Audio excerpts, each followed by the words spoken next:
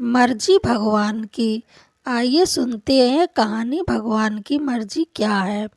राधे राधे दोस्तों, आप सभी को हमारे चैनल शर्मा ऑफिशियल भक्ति में स्वागत है। बहुत समय पहले की बात है। रामपुर गांव में एक राधे नाम का व्यक्ति रहता था। वो शिव भक्त था। उसका काम मंदिर की साफ सफाई करना था। भक्तों और श्रद्धालुओं द्वारा दिए गए दान में से थोड़ा बहुत उसे मंदिर के पुजारी द्वारा दे दिया जाता था। इसी से उसका गुजर बसर चल रहा था। वह अपनी जिंदगी से बहुत परेशान हो गया और दुखी था। मंदिर में काम करते करते वह दिन भर अपनी जिंदगी को लेकर भगवान शिव से शिकायतें करता रहता था। एक दिन शिकायत करते हुए भगवान शिव से बोला, भगवान जी, आपकी ज़िंदगी कितनी आसान है और आपको बस एक ही जगह पर रहना होता है। मुझे देखिए कितनी कठिन ज़िंदगी जी रहा हूँ। दिन भर कड़ी मेहनत करता हूँ, तब कहीं दो समय का खाना नसीब होता है। काश मेरी ज़िंदगी भी आपकी तरह होती। उसकी बात सुनकर भगवान शंकर बोले, तुम जैसा सोच रहे हो वैसा नहीं है। मेरी जगह रहना बिल्कुल आसान नहीं है। मुझे बहुत सारी चीज़ें देखनी पड़ती हैं, बहुत सी व्यवस्थाएं भी करनी पड़ती हैं। ये हर किसी के बस की बात नहीं है। भगवान शंकर जी ऐसी बात कर रहे थे। प्रभु, आप कैसी बात कर रहे हैं? आपका काम आसान ही तो है। आपकी तरह मैं तो दिन भर ही एक स्थान पर खड़ा रह सकता हूँ, जिसमें कोई भी बड़ी बात नहीं है। भगवान शंकर का भक्त राधे बोला, तुम नहीं कर पाओगे। इस काम में बहुत धैर्य की आवश्यकता पड़ती है। भगवान शंकर बोले, मैं ज़रूर कर पाऊंगा।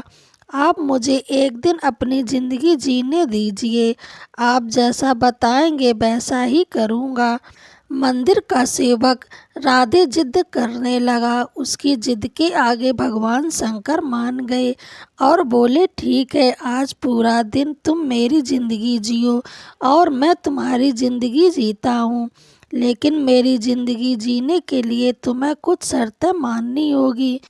राधे बोला, मैं हर शर्त मानने के लिए तैयार हूँ।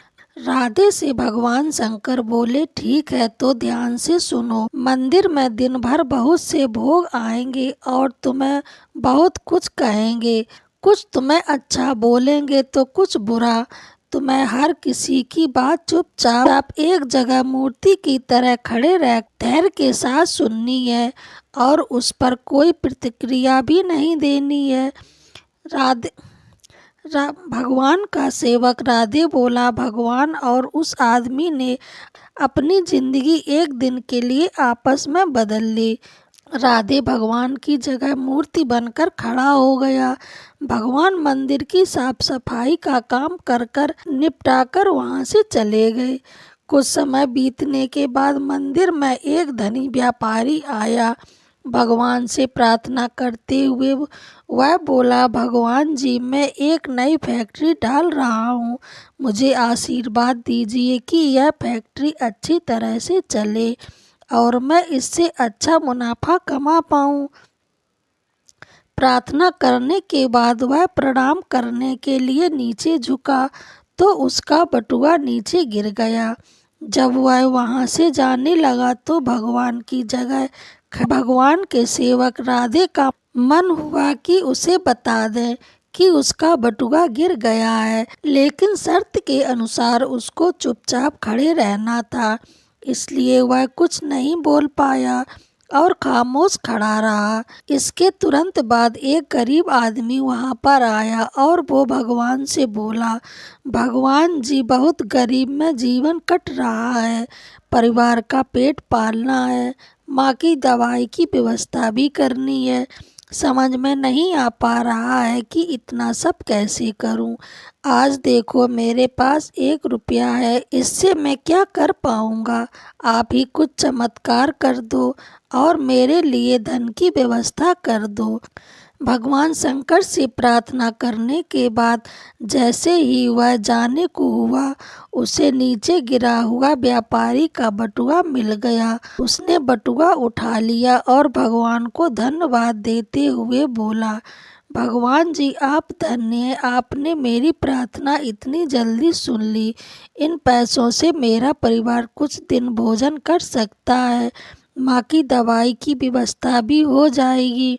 भगवान को धन्यवाद देकर वह वहाँ से जाने लगता है। तब भगवान बने मंदिर में राधे का मन बहुत हुआ कि उसे बता दें कि वह पर्स तो व्यापारी का है, उसे मैंने नहीं दिया है।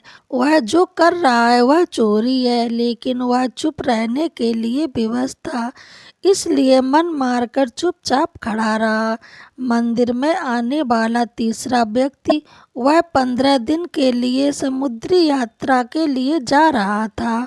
भगवान से उसने प्रार्थना की उसकी यात्रा सुरक्षित रहे और वह सकुशल वापस आ सके। वह प्रार्थना कर ही रहा था कि धनी व्यापारी वहां पर आ गया। वह अपने साथ पुलिस भी लेकर आया था। वहां तीसरे भक्त को देखकर वह पुलिस से बोला, मेरे बाद यह मंदिर में आया है, जरूर इसने ही मेरा बटुआ चुराया होगा, आप इसे गिरफ्तार कर लीजिए।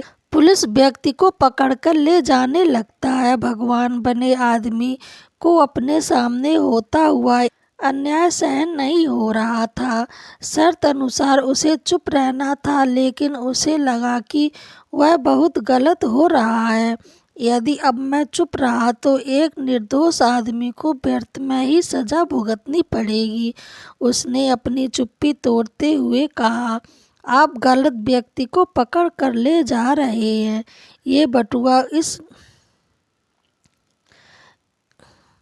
इस भक्त ने नहीं लिया, बल्कि इसके पहले आए गरीब व्यक्ति ने चुराया है। मैं भगवान हूँ और मैंने सब देखा है। पुलिस भगवान की बात कैसे नहीं मानती। उसकी बात मानकर उन्होंने उस व्यक्ति को छोड़ दिया और उस गरीब आदमी को पकड़ लिया जिसने बटुआ लिया था। शाम को जब भगवान वापस आए तो मंदिर के सेवक ने पूरे दिन का वृतांत सुनाते हुए उन्हें गर्व के साथ बताया कि आज मैंने एक व्यक्ति के साथ अन्याय होने से रोका है। देखिए आपकी जिंदगी जीकर आज मैंने कितना अच्छा काम किया है। उसकी बात सुनकर भगवान शंकर बोले, ये तुमने क्या किया? मैंने तुमसे कहा था कि तुम चुपचाप खड़े रहना, लेकिन वैसा ना कर कर तुमने मेरी पूरी योजना पर पानी फेर दिया है। उस धनी व्यापारी ने बुरे कर्म करके इतना धन कमाया है। यदि उसमें से कुछ पैसे गरीब आदमी को मिल जाते तो आपका भला हो जाता और व्यापारी के पाप भी कुछ कम हो जाते। जिस व्यक्ति को तुमने समुद्री यात्रा पर भेज दिया है, अब वह जीवित वापस नहीं आ पाएगा। समुद्र में बहुत बड़ा तूफान आने वाला है। यदि वह कुछ दिन जेल में रहता तो कम से कम बच जाता। राधे को यह सुनकर एहसास हुआ कि वह तो बस वही देख पा रहा था जो आंखों के सामने हो रहा था। उन सबके पीछे की कहानी को यह नहीं देख पा रहा था। जबकि भगवान जीवन के हर पहलू पर विचार कर अपनी योजना बनाते हैं और लोगों के जीवन को चलाते हैं। हमें कहानी से यह सीख मिलती है, हम सब भी भगवान की योजनाओं को समझ नहीं पाते हैं। जब हमारे साथ कुछ गलत हो रहा होता है या हमारे हिसाब से कुछ नहीं हो रहा होता है तो अपना धैर्य खोकर हम भगवान को दोष देने लगते हैं। हम ये समझ नहीं पाते हैं कि इन सब के पीछे भगवान की कोई न कोई योजना छुपी होती है। ऐसे समय में हमें भगवान पर विश्वास रखकर धैर्य धारण करना चाहिए। इसलिए चिंता ना करें। यदि आपकी मर्जी से कुछ नहीं हो रहा है तो इसका अर्थ है कि भगवान की मर्जी से हो रहा है, और भले ही देर से ही सही भगवान की मर्जी से सब कुछ अच्छा ही होता है। अगर आपको यह मेरा वीडियो पसंद आए तो हमारे चैनल को लाइक, शेयर, कमेंट, सब्सक्राइब जरूर करें। पूरा वीडियो सुनने के लिए धन्यवाद।